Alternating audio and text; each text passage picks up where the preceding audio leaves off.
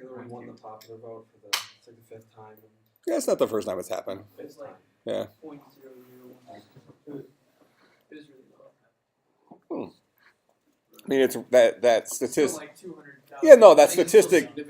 Well, that statistic is relatively meaningless because I mean, if the election was a popular vote election, you'd have candidates approaching the election differently. Yeah, right. They wouldn't approach it and how do I win this state? It's each individual vote now means something. So how do I bribe enough people to vote? I mean, it becomes a video game, right? You know how they play it. So same thing happened in the George W. Bush Al Gore election, where Al Gore won the popular, but George W. won the electoral, just barely. Yeah. Al Gore started suing everybody about that too. Well, it was the recount. Yeah, it was a recount issue in Florida. I don't think there was no suing going about the popular vote. I mean, that's just how our election system works. And there's been plenty of times in the past where people have tried to change how our elections happen, and it just can't get through Congress. So, what are you gonna do? It's the rules of the game.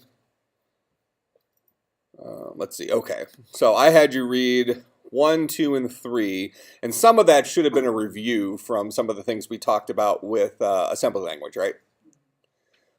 So if there's one thing you maybe get out of that is the idea of the ALU.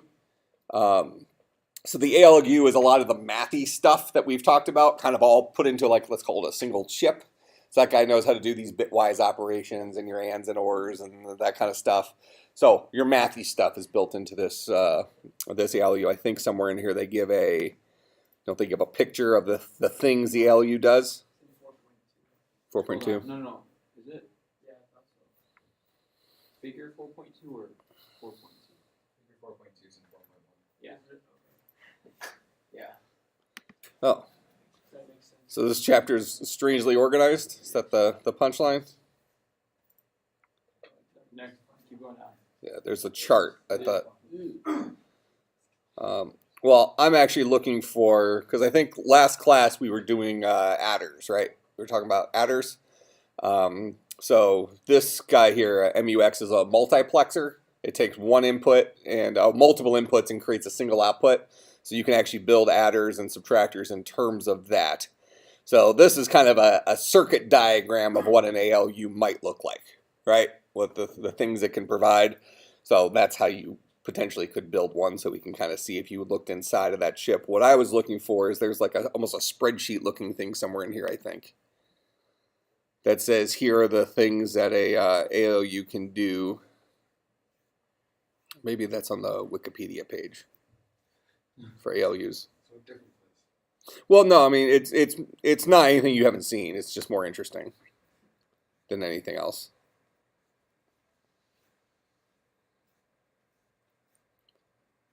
Oh, so it's got to be in the book. Yeah, it has to be in the book. So I remember seeing it earlier when I looked at it.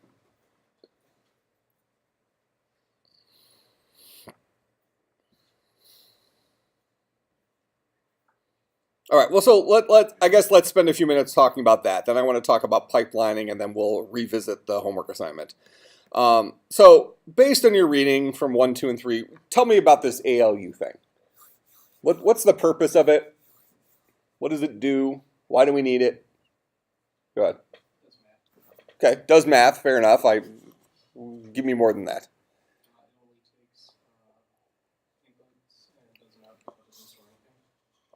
Okay, so it's computation only. Okay, fair enough. Why do we need it? What would we do if we didn't have it?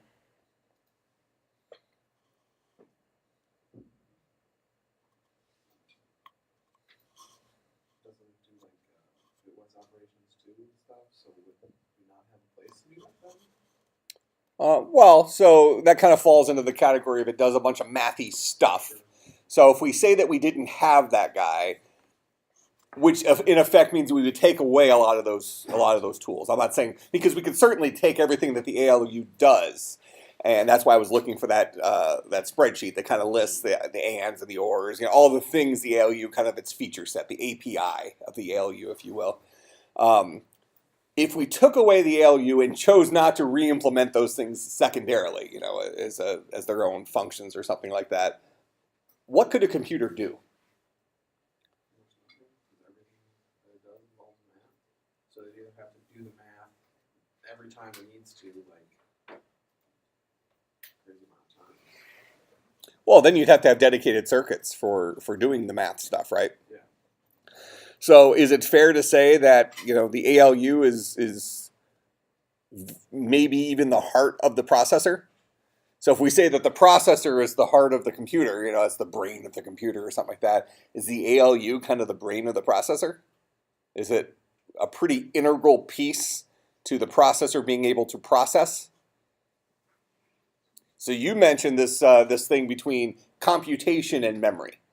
So the ALU does a lot of crunching stuff, but it doesn't really have anything to do with memory. It takes things in, it does the crunching, and spits stuff out, right? And then where we put it is kind of up to us. Does that sound pretty accurate? Okay, so it's our logic unit, okay, arithmetic logic unit. So mathy stuff does logic, and something we've seen already at the assembly language is everything at some level is math, right? Whether we're computing addresses where something needs to go, all these bitwise operations, ands and ors. I think we had an XOR on the midterm, right, for a bitwise operation. So all those things are ALU stuff that chip does. But what we can really just say is that well, it's not really a chip; it's a part of the CPU. But all of those things are magic tricks that part of the CPU contains. Okay. So this is kind of if we were to build an ALU using some, well, this is actually part of the ALU here, but let's see, I think they give a simpler diagram somewhere. Well, actually, this is fair enough. Is this one bigger? All right, so here's kind of what we were just talking about, where we have functions built in here. So this ALU does all of our mathy stuff. On either side of the ALU, we have memory stuff. So this is our data memory. This would be our system memory. This ALU pumps out an address where something goes. So this tells us where we're going to place a value that comes out of here, and then the data that we're going to place there. So two pieces of information. So we can think of this as the interface with our system memory. Okay. So we have this block of system memory sitting over here, which we've kind of described as being like an array. All these things sitting next to each other in memory. So what comes out of the ALU is going to be two pieces of information. Well, it comes out of this actually doesn't directly come out of the ALU. It comes out of things that the ALU operates on which the ALU operates. So we get our value down here as an input to this subsystem that knows how to talk to memory, and then the ALU spits out where do you put that in memory. Does that make sense? So those are the two pieces of information we need to store something in RAM. Where and what. All right. Similarly, back here, we've done a lot of work with these guys, our different registers and that kind of stuff. So the ALU feeds off those hardware registers, so those become sometimes inputs into the ALU, that kind of stuff. All right, so notice positionally, these lines are probably not real accurate because we've kind of described the different speeds of memory. So registers are a lot faster than system RAM, right? So if we were to really draw a real diagram of this line between the ALU and our data memory would be significantly farther out, right? That road is a longer road. It's like here to Milwaukee as opposed to here to the cafeteria for our registers. Okay, so this compresses the thing here. But these are super fast memory locations that are located very, very close to the heart of our CPU. So we're looking at kind of a CPU diagram here. Over here you have your instruction memory. So this guy right here, I guess this whole section right here is involved with being able to work through a list of instructions. So we have our assembly code that we pass in. We have a program counter, this guy right here, that keeps track of what's our next instruction. Notice that this guy goes through an adder, which we talked about last time. So adder adds 1 to to that guy. Realistically, would this be a, well, that's probably not a great question. Remind me, what's the difference between a half adder and a full adder? It just takes in 2 inputs and has one output and a carry, and then the full adder has 3 inputs and 2 outputs, and then a carry. No. They all have 1 input and a carry. Every single one, I'm sorry, 1 output. They all have 1 output and a carry. The half adder only has 2 inputs, the 2 bits. A full adder has the 2 inputs and the carry bit, so 3-bit inputs. All right, and we kind of need those guys to chain them together for adding multi-bit values, right? So half adders are great at adding single-bit values when we don't need to worry about the next bit. But we need, so I think where we advertise the half adder is the far right addition. If you're only adding 1 bit on the far right of 2 numbers, a half adder is the guy that goes there. But the second we start having to have carries, we need that additional input. So we need full adders for the additional bits. So really, if we added 2 16-bit numbers together, I think we were probably in our, I'm trying to kind of speed through some stuff since we missed the class, but if we were trying to add 2 16-bit numbers together, we would need 15 full adders and 1 half adder to accomplish that, right? Now you might be able to do some, circuit magic and stuff like that, and maybe feed things back into a previous adder as you're doing the math or something like that. But if we're just brute forcing it, not looking at optimizing it, we would have 15 full adders because they all have to take the previous carry bit, and then 1 half adder for the very first guy. So from our perspective, a lot of equipment for doing that. Now the reality is adders are they're pretty small. I mean, they're not, from especially at a printed circuit, they're not real, gigantic. So that doesn't take up tons and tons of space. But something we want to recognize from it is almost an appreciation for some of these older processors. We think, oh, that's why did we only have 8-bit processors, or instead of 16 bits? Isn't 16 bits pretty easy? There's more to it than just storing the memory. Operating on 16-bit values versus 8-bit values also has its own cost. Does that make sense? We go back even further. What came before our these circuits, those early computers that took up the size of a gymnasium? What was the nature of those guys? Vacuum tubes. What were those? How did a vacuum tube work? Basically light bulbs, and if they were on, then it was 1, 0. Yep. So we had a bunch of light bulbs plugged into this thing. So we had, and that is the real evidence here. There was legitimately a physical cost of 16 bits. You had to have space for 16 light bulbs. Okay. Once we got down to very large scale integration, being able to print circuit boards, but even before that, the transistor that allowed us to do the on-off stuff without a light bulb. Vacuum tube, but same thing. These things still have a cost of space because we've moved towards miniaturization, right? So rather than taking up a gymnasium for our computer, we now take up, this tiny little spot, and somewhere inside of this is our processor, right? And inside of that is the ability to represent a whole bunch of 16 or 32 or 64-bit values. Okay, and we just mentioned that even a 16-bit value in those early computers took up the physical space of 16 light bulbs. Okay, if you want to add those, that's 32 light bulbs plus another 16, so that's 48 light bulbs to add 2 16-bit numbers together. It's space that takes up space, right? And then as we roll forward, we could just assume that space is still meaningful. It just becomes smaller because we're able to make things smaller. All right, so we're feeding our instructions in. So this stuff needs to be stored somewhere. Our program counter is using adders. So tell me the relationship that we see here. So this program counter is effectively a variable. It's a place in memory, but it's a variable for keeping track of what line of code happens next, right? How big does that need to be?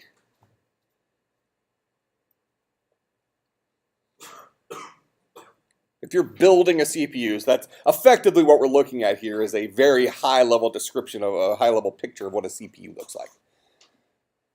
If we're building one of those, how much space, how big of a memory bucket is our program counter? And how did you make that decision?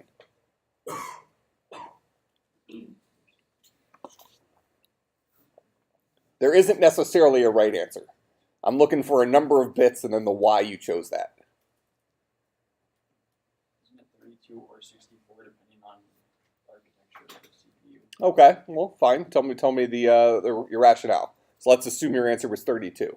So we're going to make that guy 32 bits. Then on a 32-bit processor, the instruction set the most instructions you can have would be 32 bits. Okay.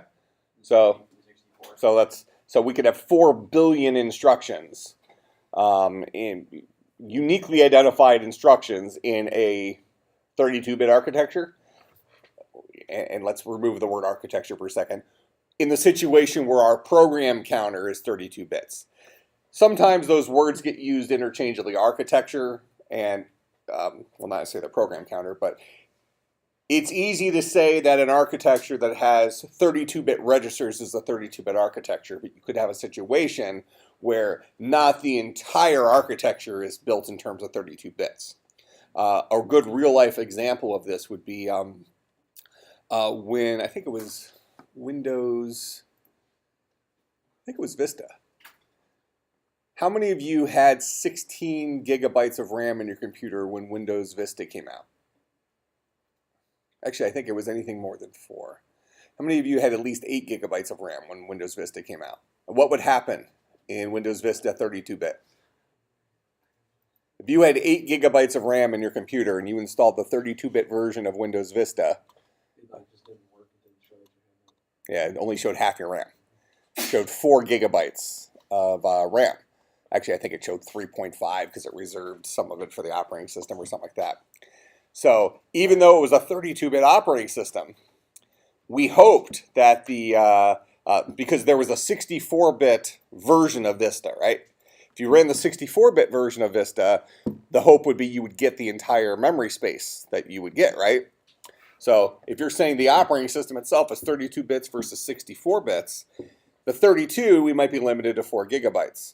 But the 64 we should be limited to 16 terabytes is the mathematical, theoretical maximum of if architecture was consistent all the way through. If it was a 64-bit everywhere we looked. But the reality is that the memory model that 64-bit Vista used was still its 32-bit memory model. So it only supported up to 4 gigs of RAM. Fine, it was a 64-bit operating system according to their marketing and stuff like that.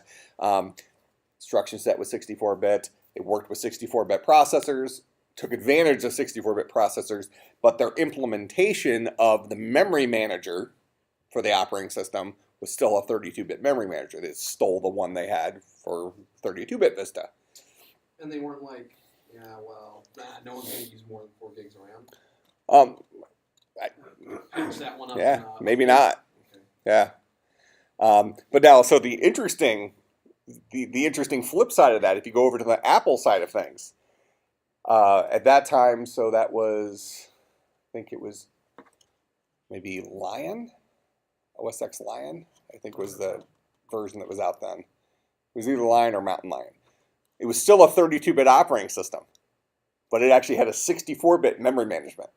So you could have huge swaths of memory that it would recognize in that operating system, even though the operating system itself was advertised as 32 bits.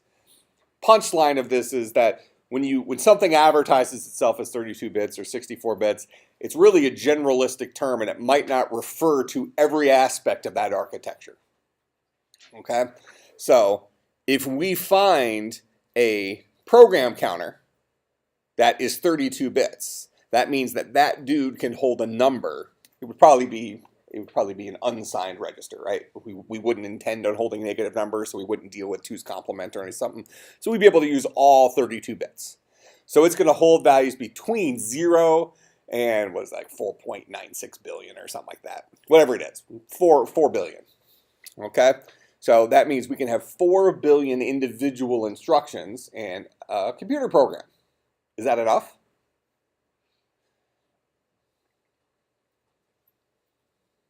Maybe. Maybe it was last week. Will it be next week? Who knows, right? So at some point as we go through the history of computing, we start seeing why they chose different sizes for different things. And it wasn't always cost of memory. Sometimes it was physical limitations of space. Sometimes it was what they thought was realistically necessary then, right?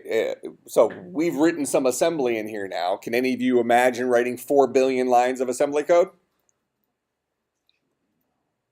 It's a lot, right? Okay. that's a lot. Now, who actually writes most of our assembly code? The compiler does. The compiler generates a majority of our assembly code. Every now and then we decide to get our fingers dirty, but generally speaking, the compiler is writing all of it. So what do you think is the average number of lines of assembly code per instruction in our CPU? And this is just a broad guess. Yeah. What line? Let's just use the hello world. So system.out.println hello world for Java translated into approximately how many lines of assembly? I think max. I mean, a lot of that was structure. So let's say 10, just to keep the numbers easy. Okay, so 10 instructions. So we have a 1 to 10 ratio. So that's our high-level languages have a many to one or a one to many relationship with the CPU. So we'll just use 1 to 10 as our made-up guesstimate for that. So 4 billion lines of assembly code is actually a tenth of that in terms of, okay, so how many, is that what, 40 million? Is that right? 40 million lines of code? So that's 4 billion divided by 10? I mean, I still am packing a fever, so you got, we're already going from I couldn't play video games. I just don't want you trying to pawn this math off on me. You're the one that's supposed to be a genius or something. I'm compromised. You just know I'm going to nod and smile. Oh, no, I got you. So let's say it's 40 million. I think that's right. Does that sound right-ish? Okay. So 40 million lines of code, of Java code. Can we imagine are there any products out there that you think have 40 million lines of code today? Or is that starting to stretch what we think might be possible? I mean, even if you take really large projects, somebody do a search. How many lines of code in Windows 10? Something like that. Or pick your favorite giant project. An operating system's going to have a lot more than like a Photoshop. Photoshop's going to have, how many? Windows 10, 50 million. 50 million lines of code? Yeah. Okay. So 50 million lines of code, if we use that 1 to 10 ratio, at the very least, we're pushing that, right?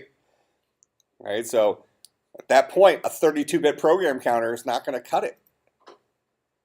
Or if it does cut it, if we've used the wrong ratio, that 1 to 10 ratio, if it does cut it, it's not going to cut it for long. We're right at that edge. So that's why we've kind of transitioned towards the 64-bit architectures, because that's where we've inched up on that wall, and then we kind of had to jump over it, right? So now we're at a 64-bit architecture. So realistically speaking, most of our processors today are going to have a 64-bit program counter, which Josh mentioned. He said 32-bit or 64-bit. Okay, but the rationale for that, the reason they would choose that for the size of our program counter, is for the number of lines of code we want to support. Does that make some sense? Okay, this has nothing to do with processing those lines of code. This has everything to do with just supporting those lines of code, indexing through them. So something that is very basic from the perspective of what it takes a computer to run, but also pretty important. So we are limited to the size of our program. We go back to even earlier, very early operating systems that stored, the entire OS gets loaded into memory. When we still had non-multitasking operating systems, the whole operating system would get loaded into a footprint in memory. So let's say you had 32 kilobytes of memory. Maybe 16K of that was your operating system. The other 16K was for a single application. Does that make sense? The computer architecture for that's going to be fairly simple because we don't need to worry about more than one program all sharing this memory footprint. Right? But we only had that amount of memory footprint. We also had a limitation that our operating system can't be bigger than this. We've reserved 16 kilobytes of memory for the operating system. If your operating system is going to be larger than that, well, we need to go back and revisit modern architecture and build something different. Make sense? Okay, so we've made some decisions over the years from a hardware perspective that have locked us into some models. And that's okay, because we grow out of that. Like we're seeing our real life transition now going from 32-bit to 64-bit, and we just talked about it at that basic level of how big is the program counter. Could we have made the jump to 64-bit registers ahead of a 64-bit program counter? Do you think it's been beneficial for us to do math with larger numbers? Which do you think came first? Us wanting to do math with larger numbers, or us wanting to have programs that had more lines of code? Yeah, math with larger numbers. You mentioned 50 million lines of code for Windows 10. How many lines of code do you think were in Windows 3.1? Ask the Google. It'll be less than 50 million. Yeah, 49 million. No, way less than that. I'm going to guess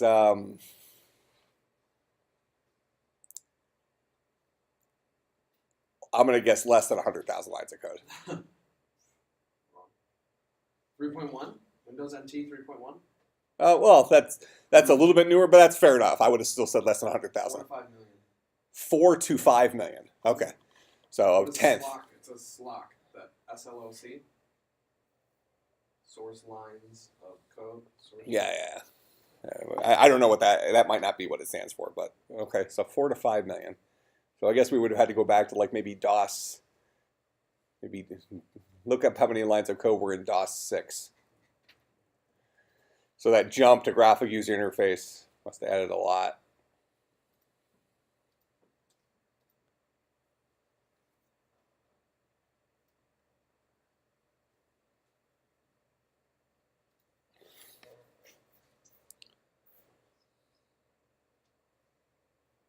Okay, we'll say we're good with that while you're looking that up.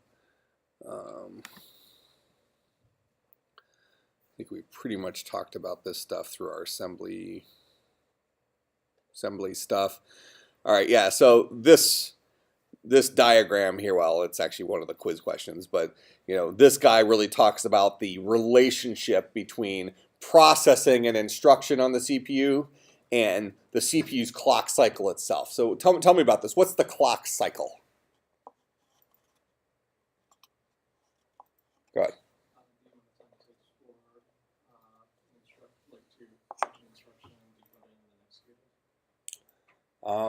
Fully execute it or begin executing it? Okay, so Not fully. Begin the whole thing? Not necessarily. well, he mentioned fetch an instruction, load it, so it's it's ready to go on the CPU, and then execute it, right? Do all instructions execute in the same amount of time? They do not. Are all clock cycles the same length? Okay, so clock cycle is a fixed amount of time. So tell me more about this clock cycle. What drives the clock cycle? What drives that amount of time? Okay, that's how it's built. Okay, but what makes that amount of time? Well, let's go this route. Do all processors have the same length clock cycle? No. What drives? What's the measurement when we look at a processor that says how long its clock cycle is? Hertz or megahertz or gigahertz or that guy. So that guy tells us the time it takes to do that fetch, load, begin execution instruction, right? That's that time, right? So with that in mind, we say that all 1 gigahertz processors have the same clock cycle? Is that the measurement? That's what that gigahertz thing means, right? Okay, so think about some of our modern processors that are, you have like the Pentium Core i7 that are, like 2.3 gigahertz turbo up to 2.9. How does that work?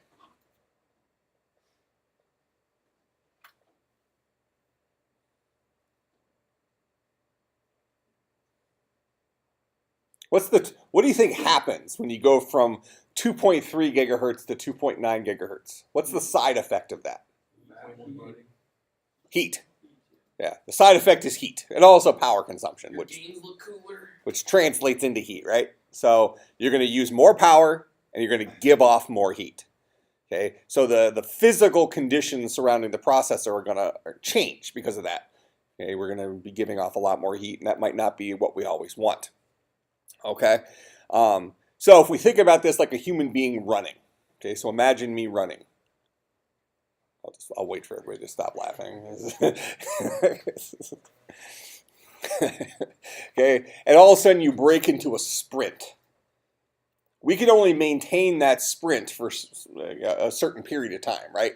We run out of energy. We get tired. Computers, that's not going to happen to them. But from a computer perspective, if we assume that you had great cardiovascular endurance, okay, eventually you might be able to maintain that sprint, but you would eventually get overheated. Your body's mechanisms wouldn't be able to keep up with the additional stuff that's happening from the extra work, right? Okay, same thing's true with our processors here. We have to have other things built in that allows us to have that burst speed. There's certain things you might be doing if you're near the end of a race. So you're a runner here. You're near the end of a race. You might save that little extra in the tank, right? Just for the end of the race. To sometimes you use it if you think you have a chance or you have a lead to maintain. Other times you're just out in the open and you might just coast in because unless you're fighting for a time. Like, why should I sprint? It's not going to change the difference. It's not going to change my place here, right? I finished dead last. That's usually, yeah. I'm in the marathons, and I usually got a ride. Uber's really helped out with my marathoning, actually. That's actually pretty embarrassing when you use Uber during a marathon and still don't win. And actually still finish last. This is poor use of technology, I think. Have you actually done that? No. You think I would get into a marathon? Oh, I would actually do it probably for the funny video or the coverage or something like that. The one size fits all medium T-shirt. Yeah, I had that situation at a hospital several years back for an MRI. They put you in that one size fits all medium gown. Yeah, I was walking around that hospital. Pay for this.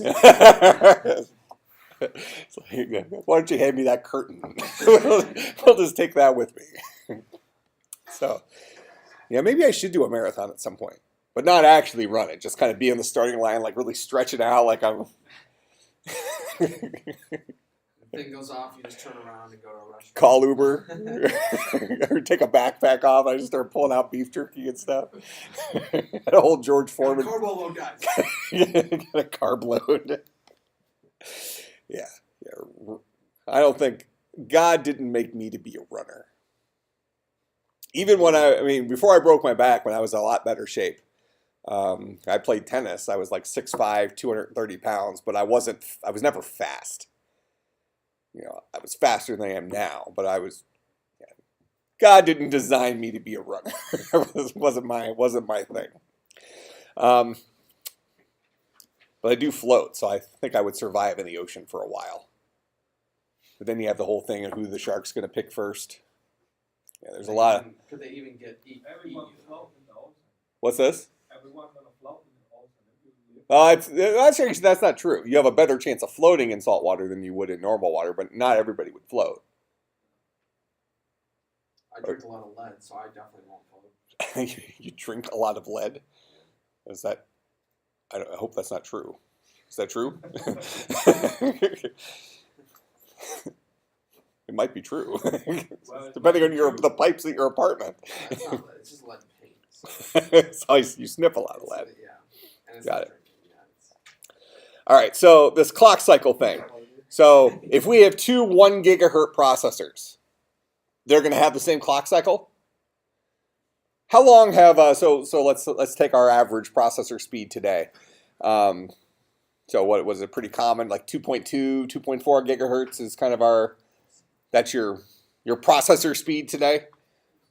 Okay, so let's use 2.4 as our example. Did 2.4 gigahertz processors exist 4 years ago? Oh yeah, they've been around for actually a while.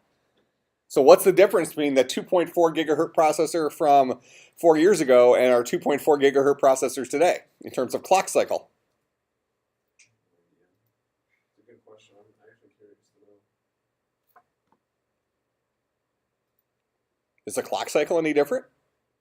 Or is the speed at which we fetch an instruction, load the instruction, and begin to execute it, have we gotten to the point where that's the speed we can do it at, right?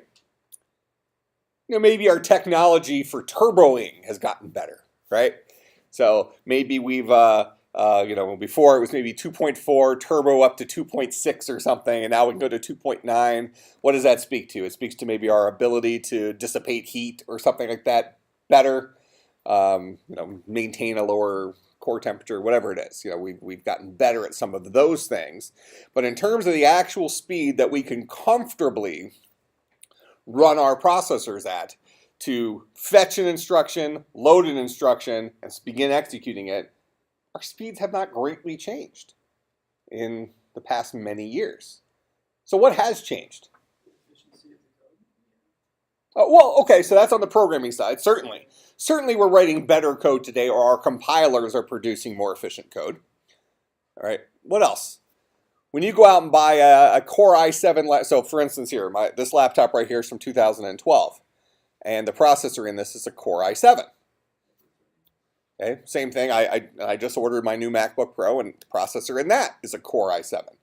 I think the base speed of this, I think mine's 2.2, I think the new one's 2.4, but let's say they're the same, because 2.4s did exist back then. Is this Core i7 the same as the one that's coming in the mail here in a couple of weeks? I mean, it's 4 years newer. Is it the same processor? They're both called Core i7. What's the difference between the Core i7 architecture that I just got versus the Core i7 architecture from 2012? What do you think of the differences in those chips? If we assume they were both 2.4 gigahertz, I think this one's a little slower, but let's just assume they're both 2.4. They're close. The circuits are closer together.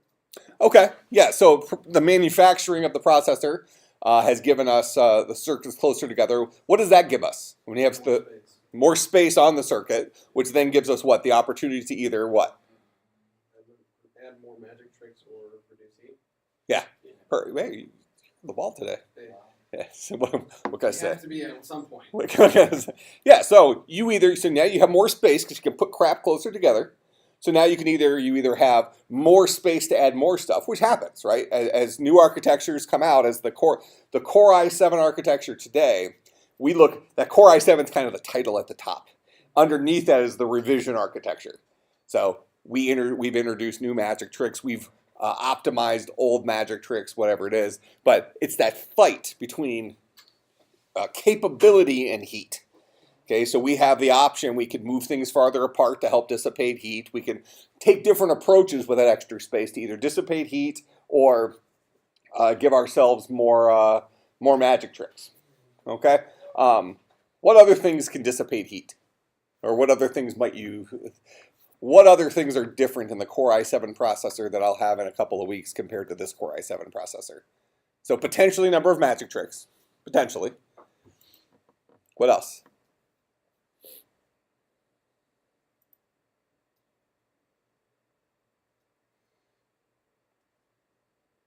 Do you suspect that the new processor is faster, better than this processor?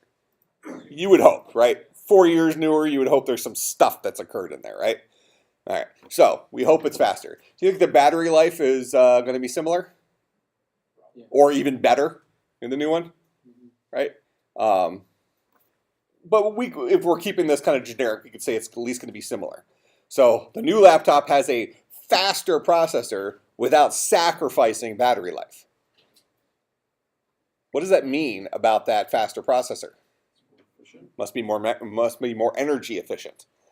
Okay. Maybe so. My processor here, I think maybe it has a turbo, but it might not. This might have been before the turbos. But so if mine's operating at 2.4 gigahertz and the new one's operating at 2.4 gigahertz, that new one can hum along at 2.4 gigahertz with less heat and less power consumption, which then gives it this wiggle room to ramp up to that 2.9 gigahertz when it has to in order to deal with additional load. So this is kind of more of a load balancing type of argument, which is kind of comes after this concept of pipelining. You know, how do we in real time react to demand? Right. So you know, under normal circumstances, if me and Zeman are both walking down the hall, I feel I'm a pretty fast walker. I could keep up with him walking, right? But all of a sudden somebody starts chasing us. You know, he only has to outrun me, right? And that's not. I mean, you're not concerned about being able to do that, are you? You shouldn't be. Yeah, I mean, your trot is faster than my sprint. We're dealing with reality here. Yeah, I'll just bring it down. Start using the human shield. Yeah, he's lightweight too. You know, just grab, just kind of bunch his shirt up, and just all of a sudden he's a kite shield. Somebody's got to draw a cartoon of that. All right, so what was I even talking about? Oh, turbo. So, you know, in any case, these guys are going to be more energy efficient today, which then gives them the extra wiggle room to either become less energy efficient to be faster and give off equivalent heat to maybe the old processor, or hum along and give you extended battery life than you would have gotten before, with equal performance to the turbo of last year, or the year before that, or the year before that, something like that. Okay, so even though we're fetching stuff and loading stuff at the same speed, we're doing it more comfortably. That makes sense. So if me and Zeman both were to jog, we could all imagine that he's going to be able to sustain a jog significantly more efficiently than I could. I'm going to be huffing and puffing pretty quick, where you could probably, I mean, you feel like you could pretty much jog forever, right? You know, eventually you need to stop and eat, but you can maintain a faster than a walk pace for a good duration of time because you're a distance runner, right? Okay, so that's the difference. I mean, even a slight jog for me, and I'm going to get tired here pretty quick. Okay, and then I'm going to pass a donut shop or something, and all's going to be lost. It's like kind of like I saw a video not that long ago on YouTube of it was like dog races or like a dog obstacle course thing. So you have the owner of the dog on one end, and you have the dog at the beginning, and all along the side of the thing is like food, you know, things to distract the dog, toys and food and stuff like that. So the first dog just zipped right through the thing, didn't even pay attention to the thing. Second dog kind of got distracted a little bit. Third dog was like a golden retriever. He stopped, and that dog was having a blast. The owner had to. I mean, his dog and they were just really chomping. He stopped. He was eating hot dogs, and the owner had to come and get the dog. Yeah, he went back. He was going back for seconds. Yeah, that dog was distracted. That's me. So in our race, you're the first dog. You're the one that zipped through, no problem, right? No, I'm stopping at every free samples is what it is. Kind of just like when you go to Costco on Sundays. That's sample day, right? Oh, no, it's a great idea. Huh?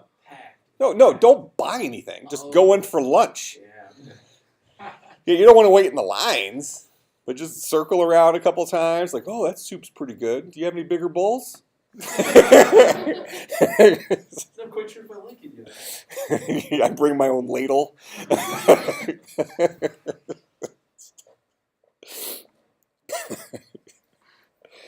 That's actually a pretty good idea.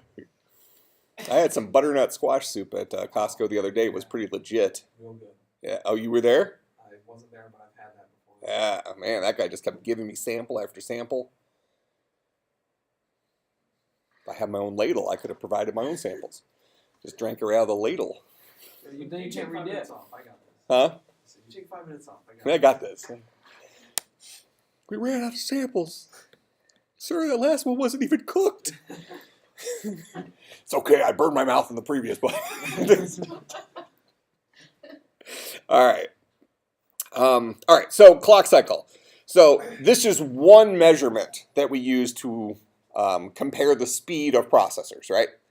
Okay, but it's not the only measurement. So we already said if mine's the 2.4 gigahertz processor from 4 years ago, and we have a new 2.4 gigahertz processor that was created last week, we all feel like we're not necessarily sure what, but there's something about that new one that makes it faster, makes it better. Is it the same kind of deal with i3 versus i5 versus i7? Well, I think They're they're. gonna have a 2 gigahertz i3, i5, and i7, right? Oh, sure, yeah. So the gigahertz rating is how quickly it can grab an instruction and load the instruction. So how quickly it can provide the instruction for the processor to actually process. Make sense? Once you're inside the processor, now it's the speed of light, right? You have a number of magic tricks, Yeah, so why do but I it's wanna the pay speed so of much more electricity. for an i7 than an i5? Like, Number of magic tricks okay. is one thing. Amount of RAM. So it will be faster to me Oh, absolutely. because not just because of the fetch component, but because of the magic Well, tricks. It can we'll do. start off with this. It will be faster to you, and I'm saying you specifically because you're going to use your computer to do more complex things than like checking email and stuff like that. So there are tasks that, okay, so, but let's connect this back to real life. So if Zeman is an i7 processor and I'm an i3 processor, and both of us are just walking the aisles at the grocery store, it doesn't really matter, right? It doesn't matter which of us is faster. Does that make sense? So when does it matter that he can go faster than me? You're trying to get away from something. Being chased, or when we have a reason for going faster. Okay? So I'm the i3 processor, he's the i7 processor. Let's say 90% of the time, we're equivalents. It's that 10% of the time you're paying the premium for the i7. Okay? And that comes in several different forms. Some of it's magic tricks, some of it's part of the architecture. Some of it is the amount of cache. So the amount of memory that's faster and closer to the CPU, which then allows it to be more efficient at executing those instructions. Okay? Because once we start executing the instructions, if you're in the middle of executing an instruction, what's your overhead? What are the things that are taking time? Loading, output. Loading from memory. That's the big one. Yeah. Loading from memory is the big one. So if I'm in the middle of an instruction and I have to load something from a register or to a register versus loading something from cache or to cache versus loading something from system memory or to system memory, there's a significant difference in speed there. It's not even close. There is a significant difference in speed. All right, so if a processor has more cache, architectures typically have the same number of registers. So the current architecture we're dealing with, the i3, i5, and i7, are all going to have the same number of registers. That's kind of the core current Intel architecture. It's the other parts of it that kind of come in standards. You could almost think of i3 versus i5 versus i7 as like trim level on a car. They all have the base, same engine and stuff like that, but some have just cloth interiors, some have leather, some have the bigger wheels, whatever it is. It's the same car with nicer stuff. Is the difference in those processors.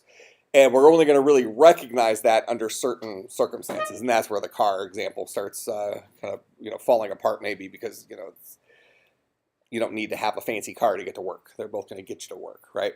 But I like to have the air-conditioned seat. Well, I mean, when you have leather seats and you get in the car in the middle of the summer, it's like 4,000 degrees, right? You're right. I didn't even know this existed until like 6 months ago when I sat in the car. I was like, "What's going on?" Oh, it's cold. Like butt is cold. And then they have like heated and cooled steering wheels, and some of them have cup holders. Or heated, or. So yeah, my car doesn't have the heated steering wheel. I have the air conditioned and heated seats. They have that on motorcycles too. Heated and cool handlebars. Oh yeah, I can see that. That would make some sense. Although the whole idea of riding a motorcycle doesn't make that much sense to me. I mean, I know tons of people love it. I mean, I get it, but I mean, I can't carry my golf clubs. Okay, my hair will be messed up when I get wherever I'm going. You can wear your hat though. I'll lose my hat. You won't. I need to bring on those leather chaps again. So. I walk into the motorcycle shop, Harley Davidson place, to buy some leather clothing for a motorcycle ride, and the guy just starts laughing hysterically at me. I already have to go to a tent and awning store for my pants.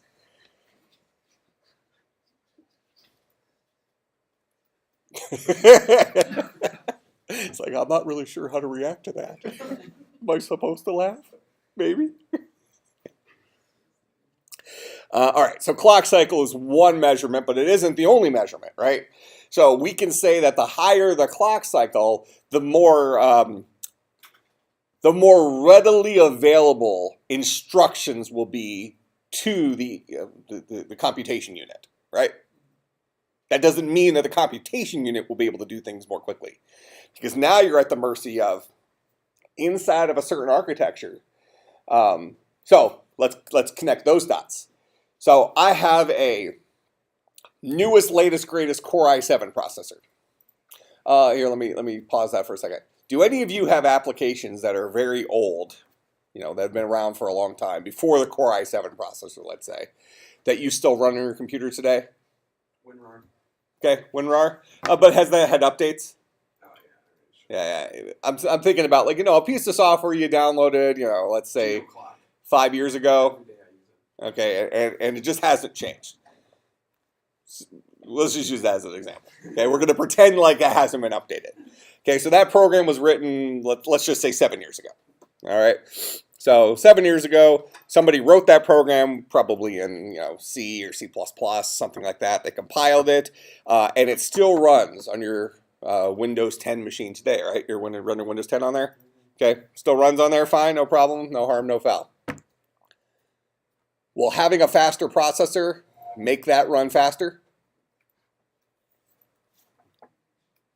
I mean, the short answer is maybe. Yeah, I mean, if it was a let's say a calculator program and you were trying to add big numbers, I think a faster thing to do it. But geoclock, I don't think we deal with that. Because that application was written 7 years ago, when we compiled it 7 years ago, compiling takes the high-level language, so our C or our C++, and translated it into low-level language, Intel architecture assembly, for whatever the architecture was 7 years ago. What might be the difference between the architecture 7 years ago and the architecture today? What do we expect to be the differences? Now, we expect our architecture today to be backwards compatible with our architecture 7 years ago. You expect to take that application that you had 7 years ago and it should run today, right? So we have an expectation of backwards compatibility, which actually becomes a limiting factor for companies like Intel. When they come up with their new technology, they can't start taking crap out of the processor. They have to leave that backwards compatibility or introduce some sort of translation unit that translates these 5 magic tricks into the new magic tricks, the equivalent magic tricks.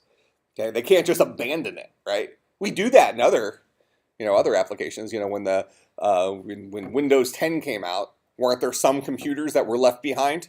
That Windows 10 you couldn't upgrade to Windows 10? Yeah, you were left behind.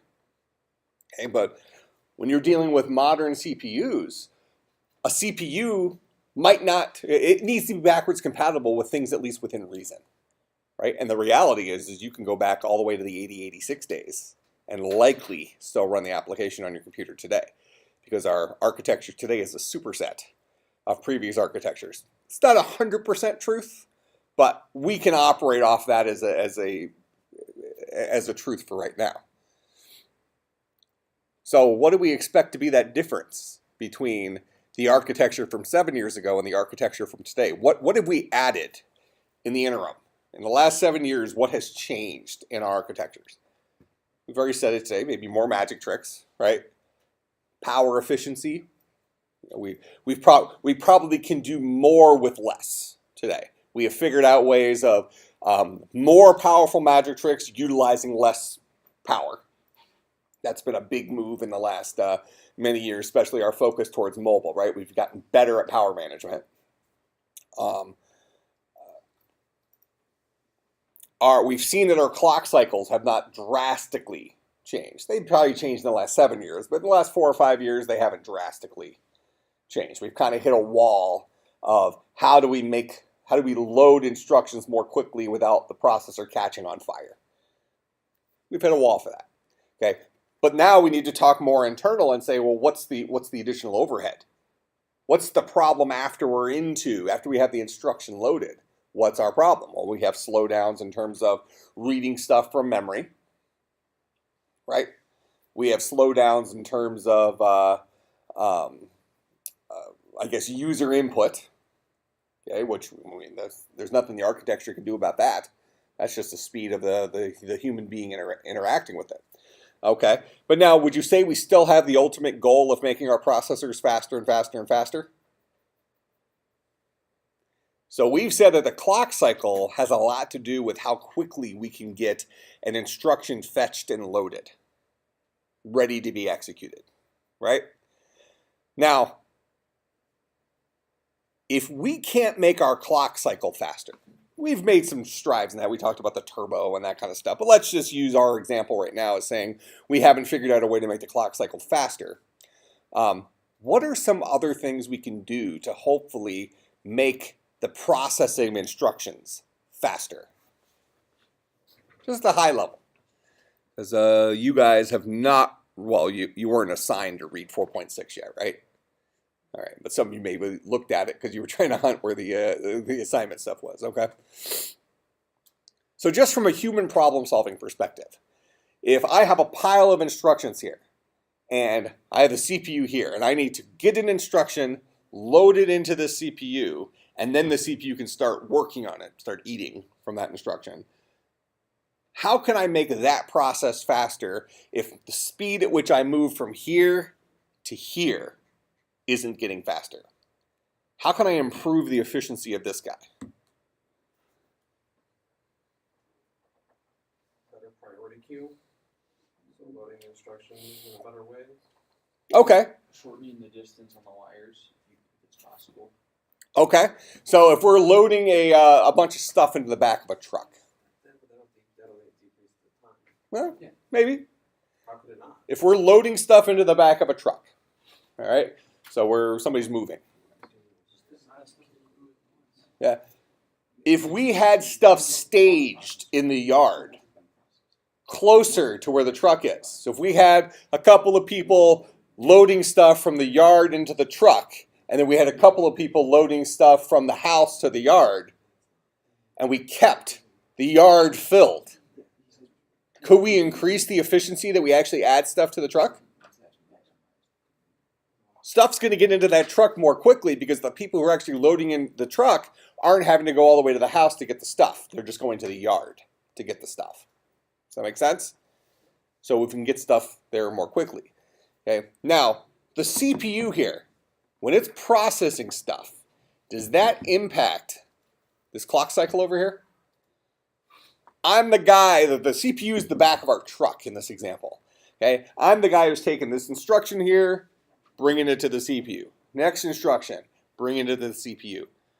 If we took an instruction, brought it to a landing zone near the CPU, and then there was something else there that could grab from that landing zone and load it directly into the CPU, that move seemingly could happen much more quickly than going over here to system memory, where our instructions are loaded, right?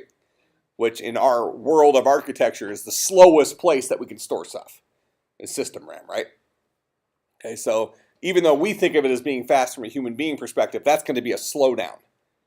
So if I can start staging stuff closer to the CPU so that the transfer of an instruction to the actual CPU is quicker. So that fetch to load, if we can stagger those, where as the next instruction is being loaded, the previous instruction has already been fetched. So this guy is always ready with the next instruction to load. What's the idea of cache? Well, that's one of the uses of cache, and it's the idea of pipeline. Okay, so the point of pipelining is how can we stage information in such a way that it can get to the processor more quickly? How can we leverage the fact that we can't move any quicker between here and the processor without giving up too much heat or giving off too much heat or using too much energy or something like that? What's an alternative way for us to make stuff faster? And that's where we start getting into this idea of pipelining. All right, let me just see here if I skipped anything related to data path stuff we should have already covered. Talked about program counter.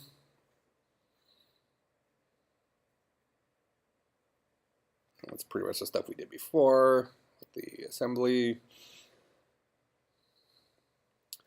These are our jumps. Talked about that.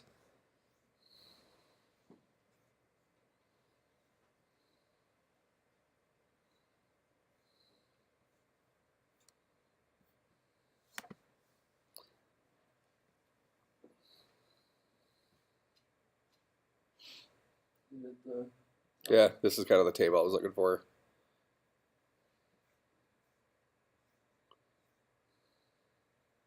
Yeah, these kind of things.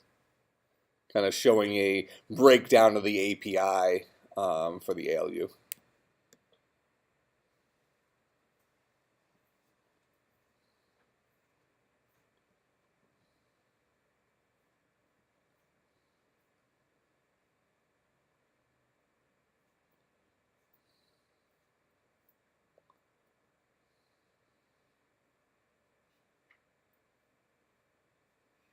All right, this is talking about the fetch stuff we just dealt with.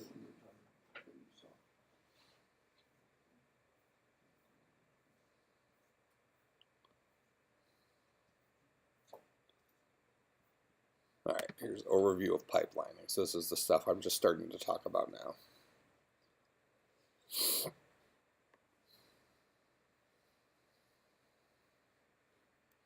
So here, implementation technique in which multiple instructions are overlapped.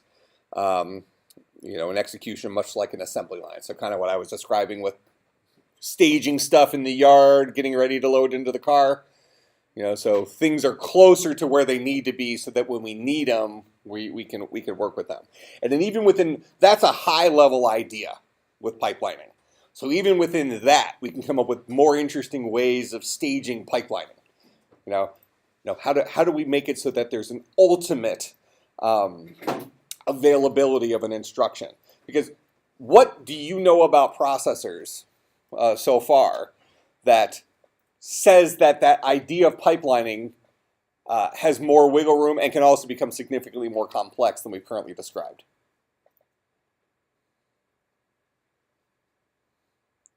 We've really only described this idea of fetching an instruction and loading it onto the CPU in terms of a single core CPU. What if we're loading 2 trucks at once? We're loading 4 trucks at once. And all those trucks are going to the same place. Okay? All the trucks are going to the same place. And let's say that 70% of the stuff that's in the yard, so we keep getting the stuff into the yard, 70% of the stuff, it doesn't matter which truck it goes on, because they're all going to the same place. But now sometimes, especially like big furniture and stuff like that, there might be aspects that need to unload first, right? Certain things are going to get into the new apartment or whatever sooner than some of the other things. So you want to make sure those guys all get on, they're dependent on each other. So they need to get loaded onto a certain CPU, they need to get loaded not out of order, that kind of stuff. So there's some additional overhead stuff that gets involved in a situation like that, where we can still operate with trying to get stuff to the yard as quickly as possible, kind of buffering our instructions up, getting them staged closer to the cars. And as you pointed out, that's probably going to be done in things like cache. All right, so fine. So the cache is a lot faster than system memory. So now the amount of cache indicates the amount of the size of our yard. how much stuff we can stage in our yard ready to load onto the truck. All right, and if we have 2 or 4 processors, 2 or 4 trucks that we're loading, our need for having lots of stuff to feed off of in the yard goes up, right? Because we have more, if our ultimate goal is to keep the CPU busy 100% of the time. Reality is the yard's going to end up empty a lot of the time because we just don't have instructions that we need to do. Because we drop it down to the CPU if we're doing, 2.4 gigahertz. So that's what, 2.4 million instructions per second. That's a lot of instructions, right? And then with multiple cores, you theoretically could double that, right? Or triple that, or well, not triple, double or quadruple that.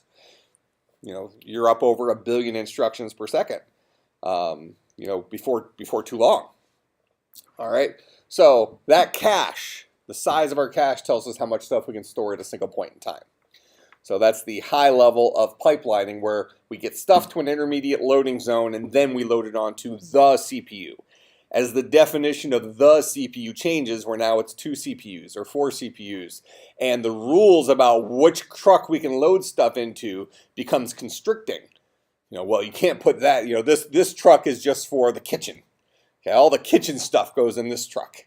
Okay, that means anything that's kitchen related, we can't load onto these other processors.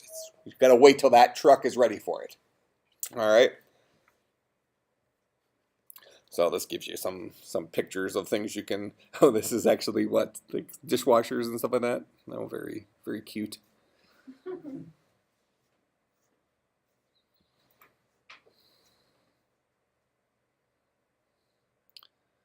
All right, so we kind of talked about this stuff at the high level here in a second. Structural hazard, where a planned instruction cannot execute in the proper clock cycle because the hardware does not support the combination of instructions that are set to execute. All right, so this would only come into consideration, and we actually talked about this right after the newest iPhone was released. We talked about the computer architecture of that, where it has a quad core, but 2 of the processors are lower powered processors. I don't know for sure if they actually have a different architecture, like a subset of the architecture, but for this argument, let's assume that they do. You might have a couple of trucks that have a maximum payload. We have to put lighter stuff into these trucks, and the heavier stuff goes in these trucks over here. So we might have a bottleneck because the stuff that's currently in the yard can't be loaded into the trucks that are currently available. All right, so now our pipeline is kind of getting backed up. We have a traffic jam. We've kind of run out of space in the yard to put stuff, yet the stuff that's currently in the yard can't be loaded onto a CPU for whatever reason. Stuff. All right. So data hazard, pipeline data hazard. When a planned instruction cannot execute in the proper clock cycle because the data that is needed to execute the instruction is not yet available. Oh, this is going to be the king of our problems with pipelining. When would this happen? When might an instruction try to execute on a CPU but require data that isn't quite available in our world today? Huh? The data is being used. What if the data is not even available? Does it exist? Yeah, it doesn't exist. Why might it not exist? It's not good yet. Yeah, but maybe multiple processor type situation. Yeah, so that's like a parallelism issue. Yeah, it's a parallelism issue. So that's scheduling problem. So now we have to deal with now we have the hardware communicating with the operating system saying, okay, well I have this stuff and this instruction has to happen before this instruction because this guy computes something that's going to get put into a register that this guy is going to read. All right, so we have hazards related to that in the pipeline as well. So we have a whole lot of overhead at that pipeline level. That make sense? All right, so 2 different hazards we can run into there. All right, so bypassing, a method of resolving data hazards by retrieving the missing data element from the internal buffers rather than waiting for it to arrive from programmer visible registers or memory. Now, let's talk about this at a very high level. This becomes more of a chicken or the egg type situation. If we have loaded an instruction onto a CPU and that instruction tries to fetch the value out of DX, and DX doesn't currently have a value in it, okay, because this guy hasn't put that value there. We can try to pre-check that and say, well, we're not going to load this guy yet because he's reliant on something that hasn't happened. Or we could try to recover from an error. We could just let everything go at full speed, and when something bad happens, rather than the system blue screening of death, we can decide, okay, well, how can we recover from this? How can we say, okay, let's roll back the clock. Anything that you've currently done, let's undo, throw you back in line, and let's hope the next time you come through, what you needed to have done has been done. Might that be in the computing world where things happen very, very, very quickly from a human being perspective, from our sense of time? Is that a reasonable approach? Is just to say, hey, something went wrong. Let's just roll the dice and we'll try it again shortly and see if it works better next time? That doesn't make sense in real life for us, right? But might that be an acceptable solution in computing? Because the alternative solution might be spending a whole lot of time organizing the order in which stuff gets loaded into the processor and stuff like that to ensure that those errors don't happen. We can have guaranteed time spent to make things happen efficiently, or we can have the fly by the seat of our pants, hope that things happen okay. When something backfires, make sure that the whole world doesn't fall apart, roll back slightly, throw them in the back of the line, and let's just see if it works out better next time. The real answer is probably somewhere in the middle. There's probably some level of scheduling that we can do that is an appropriate level of overhead given what we gain out of it versus spending too much time trying to make things perfect to the point where our overall throughput is worse. We've shot ourselves in the foot and we're not taking advantage of the full speed of our processor because we spent so much time organizing. Kind of make sense? All right, so this is kind of what this guy is talking about, is skipping an old instruction or something like that. So this kind of references that minimum level of who's technically next in line, but oh wait, you're not ready yet because. So we're going to bypass you and move on to the next guy. And keep in mind that that problem becomes worse and worse and worse and worse as we get to as we introduce additional cores. Yeah, the easiest scheduling is with a single core, but we can certainly understand that multiple cores help us a lot with total throughput, because very often we might have 3 applications running our computer at once that have nothing to do with each other. They might as well all get their own processor, right? Get full speed. We like that. We want things fast. All right.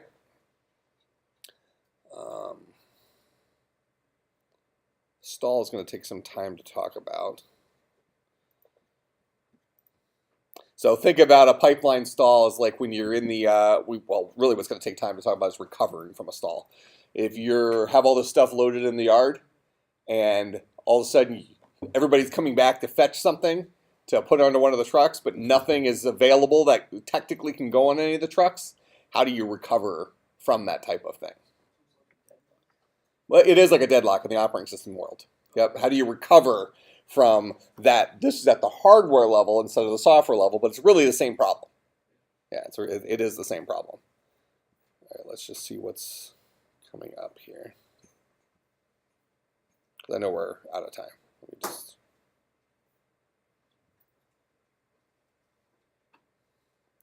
Okay, so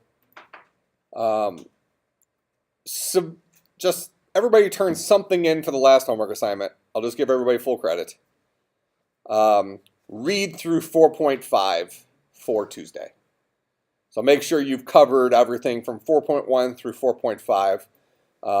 And we'll pick up talking about pipelining on Tuesday. I might go and reassign part of that assignment once we get through pipelining. But for right now, let's just recover.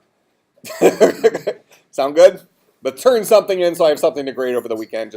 I'll give you points. And also, just so you don't forget, if you are going to come to the hackathon on Saturday, make sure you contact Professor Locklear, Josh Locklear, to make sure you get your name on the list. I know several of you already have, but we're going to be putting teams together later on today, like tonight. So if you're not on the list, get on the list. You're way down the list. You're not good enough.